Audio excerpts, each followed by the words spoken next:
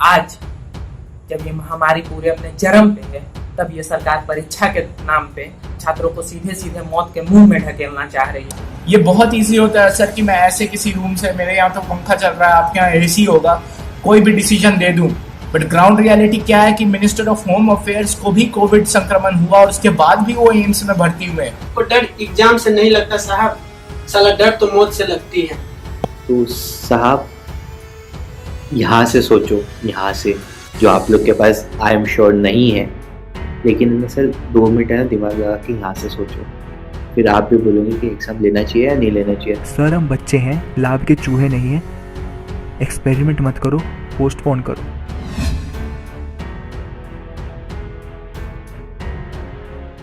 India के colleges 172 से start होते हैं सर क्यूएस वर्ल्ड रैंकिंग में। अमेरिका के कॉलेजेस नंबर 1 से। जब वो कॉलेज MIT, हार्वर्ड, स्टैनफोर्ड जैसे कॉलेज 0 ईयर घोषित कर सकते हैं, हम 0 ईयर की भी मांग नहीं कर रहे हैं। हमारी कंसर्न सिर्फ ये है कि 2 से 3 महीने क्या ये परीक्षाएं नहीं डाल सकती। ये बहुत इजी होता है सर कि मैं ऐसे किसी रूम से, मेरे यहाँ तो पंखा चल रहा है, आपके यहाँ एसी होगा, कोई भी डिसीजन दे दूं। बट ग्राउंड रियलिटी क्या है कि मिनिस्टर ऑफ होम अफेयर्स को भी कोविड संक्रमण हुआ और उसके बाद भी वो एम्स में भर्ती हुए। ऐसे कितने मिनिस्टर है, गजेंद्र शेखावत, बहुत सारे ऐसे मिनिस्टर्स, तरह तरीके के CM शिवराज सिंह चौहान मध्य प्रदेश के, दूसरे स्टेट्स के मिनिस्टर, सब कोविड संक्रमित हुए सर। क्यों IPL में जाने के लिए खिलाड़ियों को स्पेशल प्लेन्स प्रोवाइड किए जा रहे हैं जो सैनिटाइज हुए जा रहे हैं, बल्कि इंडियंस को बाहर से लाने के लिए अच्छी सुविधाएं नहीं मिल रही हैं। कोविड एक ऐसी बीमारी है जिसके बारे में अभी भी दुनिया रशिया की वैक्सीन पे यकीन करने के लिए तैयार नहीं है, और जब हमारे यहाँ खुद की वैक्सीन पे ट्रायल चल रहा है तो हम क्या कुछ समय रुक नहीं सकते? यही विनती है सर। और आज जब ये महामारी पूरे अपने चरम पे है, तब ये सरकार परीक्षा के नाम पे छात्रों को सीधे सीधे मौत के मुंह में ढकेलना चाह रही है। जब आज बिहार आधा डूबा हुआ है, असम डूबा हुआ है, पश्चिम बंगाल में पूरी तरह से लॉकडाउन है, ऐसे समय में एंट्रेंस करा रही है। अब ये छात्र किस तरह से परीक्षा देंगे, इसकी जिम्मेदारी कौन लेगा?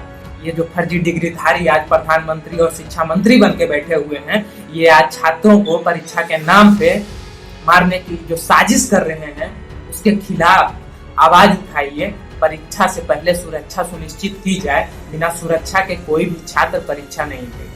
87% बच्चे कह रहे हैं कि JEE और नीट को पोस्टपोन करो। इस पे NTA क्या रिप्लाई दे रहा है कि हम सारे SOPs फॉलो करेंगे। हम क्या इनको पागल दिख रहे हैं? अभी हमने रिसेंटली 2 एग्जाम्स कंडक्ट होते हुए देखे और मैं साफ साफ देखे वहाँ पे क्या हालत थी। जो चीज़ पॉसिबल है ही नहीं, आप उसके बेसिस पे लाखों बच्चों की जान कैसे दांव पे लगा सकते हो? आप 50 गेट तो बनाओगे नहीं तोड़ के, एक ही गेट से घुसेंगे सारे बच्चे, तो सोशल डिस्टेंसिंग तो वहीं पर ठप हो गई। और उसके बाद आप जो कॉन्टैक्ट मेंटेन करने की बात कर रहे हो, बायोमेट्रिक स्कैनिंग को कैसे टैकल करोगे? इनडायरेक्ट कॉन्टैक्ट तो तभी आ ही जाएंगे। पर चलो कोई बात नहीं, बच्चा अगर एग्जाम देने बैठ भी गया तो अगर उसको पता चलता है कि उसके साइड वाले बच्चे की या फिर अगले रो वाले बच्चे की तबीयत खराब हो चुकी है, तो वो क्या पैनिक नहीं करेगा? कंसंट्रेट होना कर पाएगा एग्जाम पे?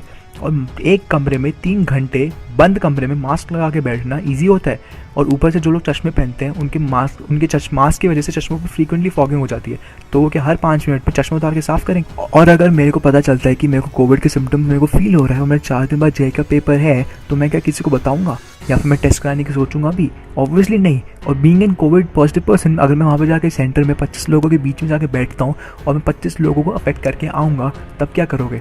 और आप तब से ये वाले बात करे जा रहे हो कि हम बच्चों को बचाने के लिए ये कर रहे हैं। आप ये तो बात ही नहीं कर रही कि अगर किसको हो गया तब क्या करोगे? आप तो उस टॉपिक को टच ही नहीं कर रहे। सर हम बच्चे हैं, लाभ के चूहे नहीं हैं। एक्सपेरिमेंट मत करो, पोस्टपोन करो। को डर एग्जाम से नहीं लगता साहब, साला डर तो मौत से लगती है। अभी वर्तमान समय को देखते हुए नीट एंड JEE से ज्यादा जरूरी है इस धरती पर जिंदा रहना। और मैं उन पेरेंट्स से पूछना चाहता हूँ जो तय समय पर एग्जाम लेने के लिए सुप्रीम कोर्ट का दरवाजा खटखटा रहे हैं, उनसे पूछा जाए कि बच्चों के लिए फर्स्ट प्रायोरिटी क्या है, जिंदा रहना या डॉक्टर इंजीनियर बनना।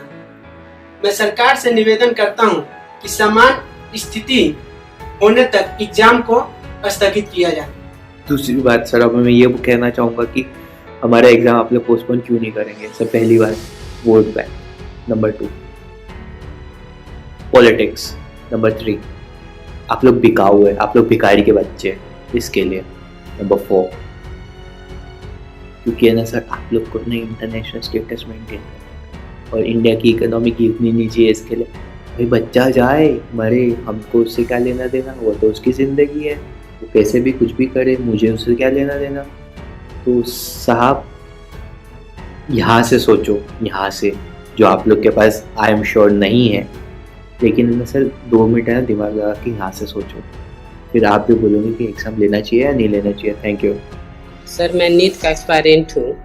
मैं इस परिस्थिति में जूझ रहा हूँ और मेरा एग्ज़ाम 13 सितंबर को होने वाला है।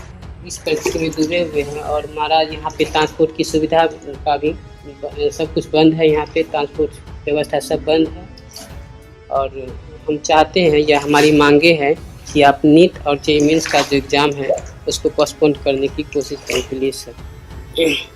देख लीजिए सर।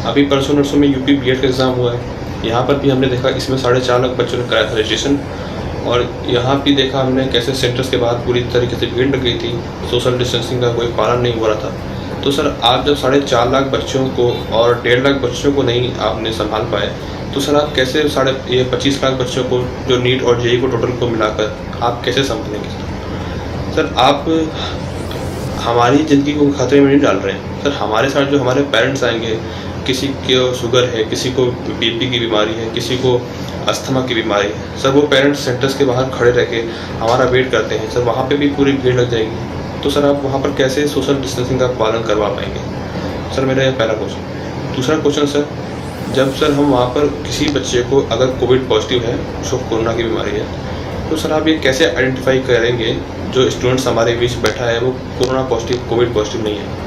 तक क्या पता वही कोविड पॉजिटिव बच्चे हमारे बीच बैठ के पेपर देगा।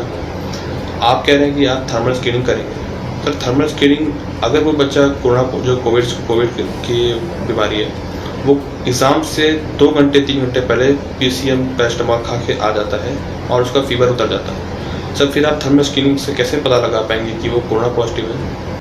मैं नीट का स्टूडेंट हूँ। मैं अभी फ़िलहाल अपने गांव बिहार में हूँ। मेरा सारे सेंटर राजस्थान में दिया हुआ है। यहाँ से कहीं भी जाने के लिए कोई भी ट्रेवलिंग की सुविधा नहीं है। सारे मार्केट लॉक कर दी गई है। बिहार में 6 तारीख तक लॉकडाउन लगा दी गई है।